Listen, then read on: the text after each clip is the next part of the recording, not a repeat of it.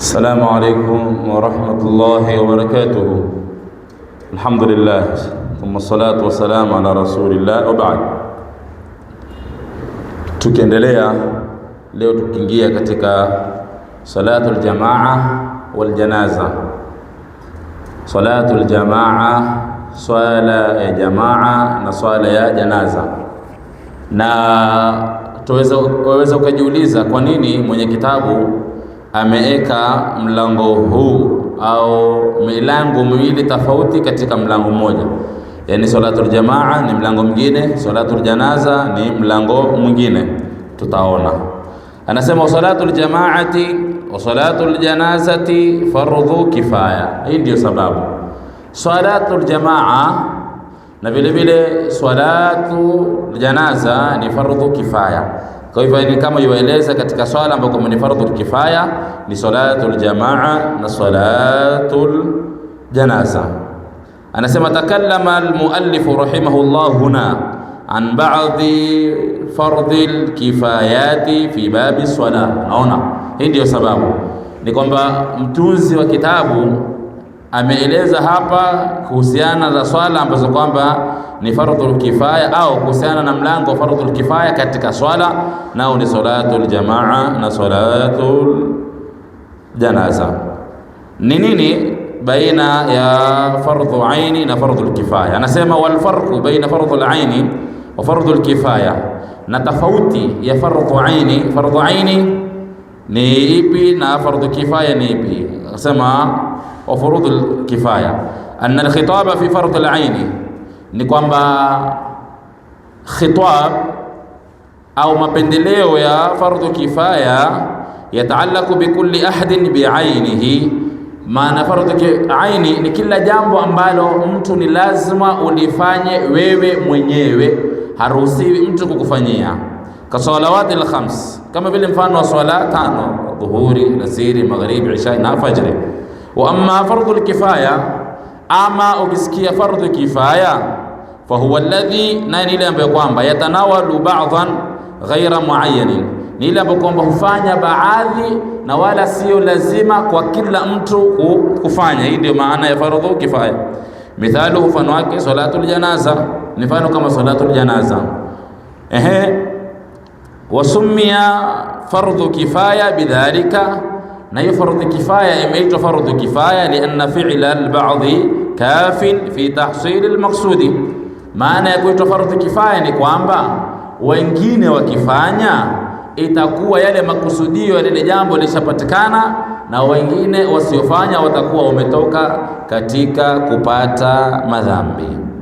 Anasema wakad dhakara almuallifu fardhaini min furudhil kifaya, na akataja fardhi mbili sawa miongoni mwa faradhi za kifaya. Anasema adau salawati almaktubati fi jamaa, kuswali au kutekeleza swala za faradhi katika jamaa, ala rijali almukallafina alahrara, juu ya wanaume ambao waliokalifishwa. Tumepata kuelewa wazi ya kwamba wanaolazimika kuja kuswali salatul jamaa au ni faradhi salatul jamaa, zile salawatul maktuba ni kwa arrijal, wanaume, kisha mukallafina, lazima mtu aliyokalifishwa na sheria, kisha al-ahrar, watu ambao kwamba ni waungwana, ambao kwamba si watumwa. Ina maana mtu akiwa ni mtumwa basi imekuwa haisia lazima kwake yeye kuja kuswali jamaa, faradhi haitoanguka.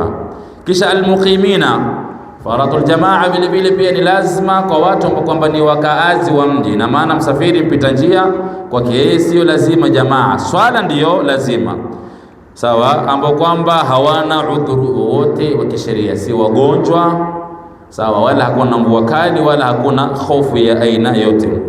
Wakitolea dalili ni kauli nabii sallallahu alaihi wasallam, ma min thalathatin fi qaryatin wala badwin la tuqamu fihi musalla illa istahwadha alayhim ash-shaytan. Ukiwa na watu watatu fi qaryatin, katika mji, au bedui mashambani kule, ikiwa hawasimamishi swala sawa kwa jamaa, illa istahwadha alayhim ash-shaytan, isipokuwa shetani huwa tawala na kuweza kuwapeleka vile wanavyotaka. Kwa hivyo fa'alayka bil jamaa. Mtume sallallahu alayhi wasallam katika hadithi nyingine anasema jilazimishe kuswali salatul jamaa. Kwa sababu gani? Fa inma yaakulu dhi'bul qasiya, siku zote mbwa mwitu humpatiliza yule mbuzi au kondoo aliyefanya nini, aliyejitenga, yuko peke yake kule, ndio fanya nini, ndio mpatiliza. Kwa hivyo ukikosa kushikana sawa, ndio utaona masikitiko makubwa leo. Watu hawaelewani, watu hawasikizani, ni kwa sababu hawataki kusali swala za nini, za jamaa. Na wakija kusali swala za jamaa pia baadhi akili zao na fikra zao ziko tofauti. Ndio mmoja na hadithi anasema simba siku moja alienda akakuta ng'ombe wawili. Ng'ombe wangapi? Wawili. Mmoja ni mweupe na mmoja ni mweusi, tena ni dume la kisawa sawa. Akamwambia, akaangalia, akafuatilia dume mweupe. Maana yake alijua wazi lao nitamvamia huyu atafanya nini? Wakinitangilia wote, wakinipiga kwa pamoja, sitaweza kupambana nao, wataniumiza. Sasa la kufanya, akamfuatilia ng'ombe dume, akamwambia bwana yule mweupe. Wote walikuwa ni midume, mweusi na mweupe. Akamwambia bwana, mimi sina haja na wewe. Mimi sina haja na wewe mweupe. Wewe mweupe una vita na mimi. Mimi sina ugomvi na wewe. Mimi haja yangu ni ule mweusi. Wewe kaa kando, acha mimi basi. Kama madamu wewe una haja na yule, una haja na mimi sawa. Akamvamia na yule hakufanya nini? Hakumtetea kwa sababu yeye hana vita na yeye. Akamla, akammaliza. Alipomaliza njaa ilipomrudia sasa, yule yuko pekee, atatetea nani? Aomba sasa, baba sina la kufanya bwana. Kwa hiyo sikutaka wala sina ugomvi na wewe, lakini sasa ni njaa ndio imenisukuma lazima mimi. Alimwambia nilijua wazi. Kwanza ulipomla ule wa kwanza nilijua atakayefuata ni nani. Kwa hivyo nimalize na mimi. Kwa hivyo ni kitu muhimu maashara almuslimin salatul jamaa, kwa sababu inatupatia umoja na inatupatia mshikamano. Kwa hivyo Mtume sallallahu alayhi wasallam anasema swali salatul jamaa kwa sababu mbwa mwitu humla yule mbuzi au yule mnyama ambaye kwamba yuko peke yake. Wal jamaa, na maana neno hii jamaa lughatan, kwa kilugha ya Kiarabu ni atwaifa, ni kipote. Kwa hivyo ukisikia salatul jamaa ni swala ya kwa pamoja. Ama wa shar'an, na kisheria sasa salatul jamaa ni nini? Irtibatu salati al-ma'mumi bi salati al-imami, ni ile swala ya maamuma iwe itafungamana na swala ya nani, ya imamu wake, kwamba amerukuu na maamuma naye akafanya nini, akarukuu, yani kawa anamfuata yule ambaye kwamba anayemuongoza. Hii ndiyo inaitwa salatul jamaa. Asema wal kalamu huna an hukmi salati al-maktuba fi jamaa. Anasema sasa kuhusiana na maneno ya ulama kuhusiana na swala ya jamaa kuhusu ufaradhi wake. Wa amma nafsu salawati al-maktuba, ama zile swala zenyewe kama swala dhuhuri kama dhuhuri, asri kama asri, fa fardhu aini, ni faradhi ya lazima. Dhuhuri kama dhuhuri ni fardhu aini, lakini wakati takunu aljamaa fardhu aini kama fi aljumaa. Anasema mara nyingine salatul jamaa inakuwa ni lazima kama vile katika salatu nini, salatul jumaa. Sawa, yani katika madhhabu haya al-Imam Shafi'i na huyu mwenye kitabu anataka kutuonesha ni kana kwamba swala ya jamaa ni fardhu kifaya, si fardhu aini. Lakini jana tulieleza katika ile mukaddima kabla tujaingia, tukaona yenye nguvu zaidi baina kuwa salatul jamaa ni fardhu aini ama ni fardhu kifaya. Wazi wazi tukaona kwamba salatul jamaa ni fardhu aini, ni lazima kwa kila mtu. Kama hauna udhuru na ukaswali kipeke yako, ina maana una madhambi. Kwa sababu gani? Uswali jamaa. Na haya ilitonesha wapi? Tuliona katika zile hadithi mbili ya kwanza ni Abdullah ibn Ummi Maktum alipomwambia Mtume sallallahu alayhi wasallam kwamba mimi salatul fajr nina uzito kuja msikitini, swala zingine zote nilikuwa ni kipofu haoni.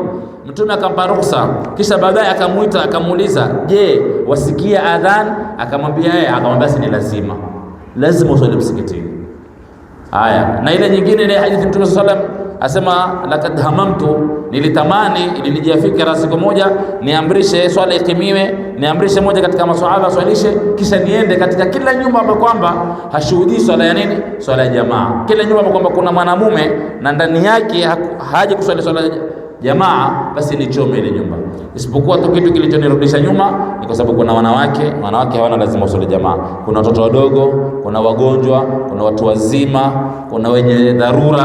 Kwa hivyo sasa hii ndio likasababisha mimi sasa ni kutuonesha kwamba ina uzito zaidi kwamba ni fardhu aini kuliko fardhu, lakini katika madhhabu ya Imam Shafi'i na huyu mwenye kitabu anatuonesha kwamba salatul jamaa sawa ni fardhu kifaya, wengine wakifanya wengine, lakini katika Jumaa ni fardhu aini salatul jamaa ala man tawaffarat fihi shurutu wujubiha wa kad takunu sunna, na mara nyingine salatul jamaa huwa ni sunna kama fil janaza, kama vile katika janaza sawa.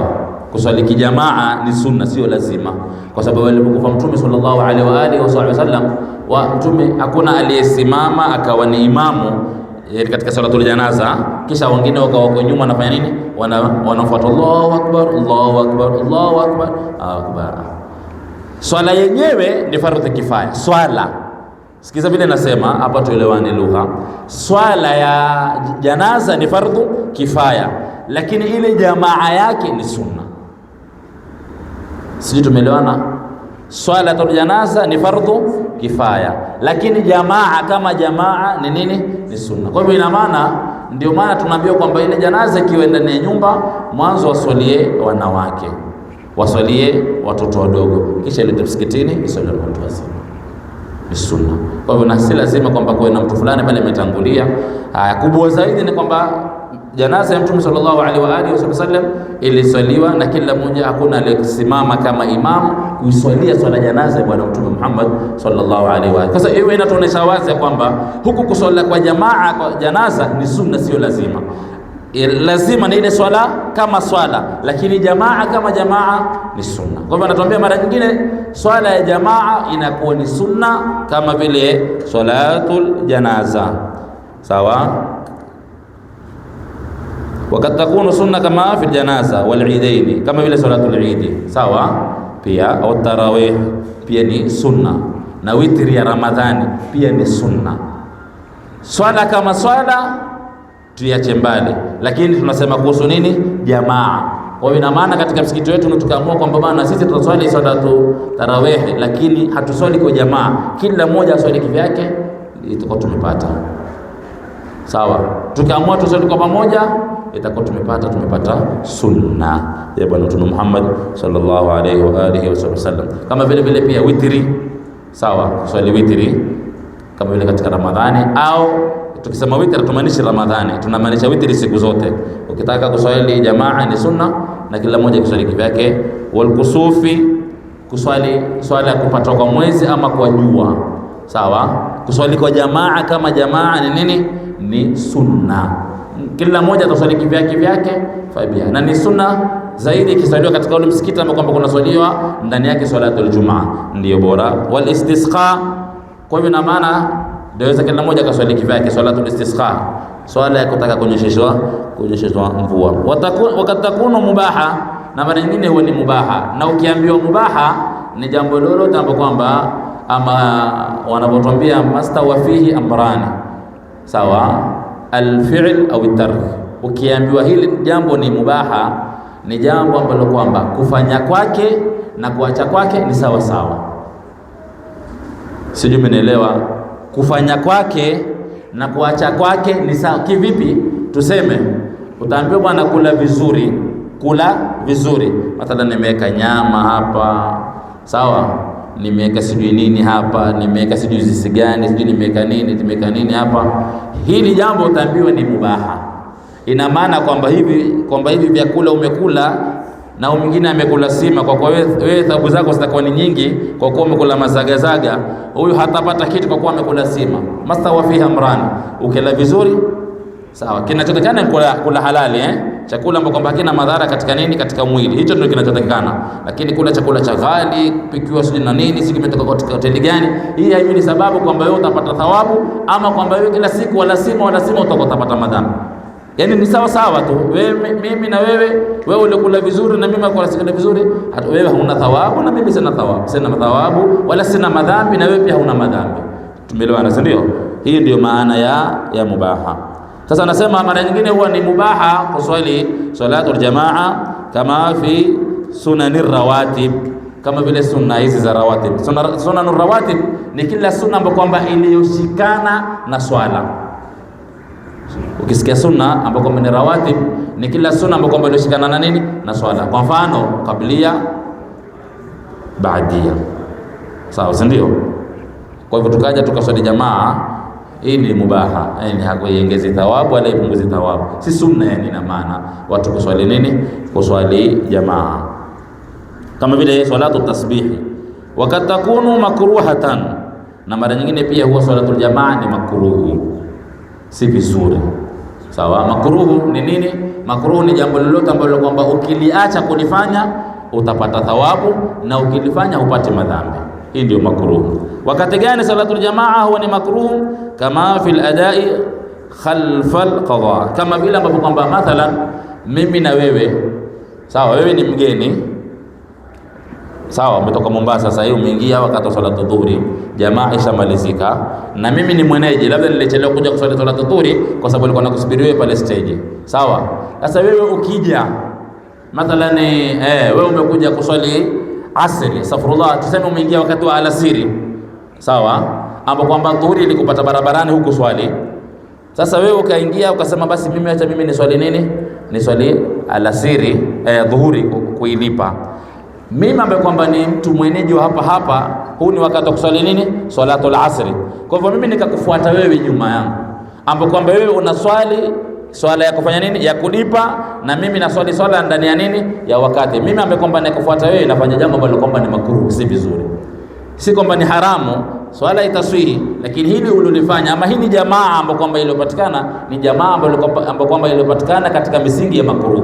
Kwa hivyo ni bora zaidi yeye mwache alipize, kisha akianza kuswali asri na yeye uswali naye asri kwa pamoja, ni sawa.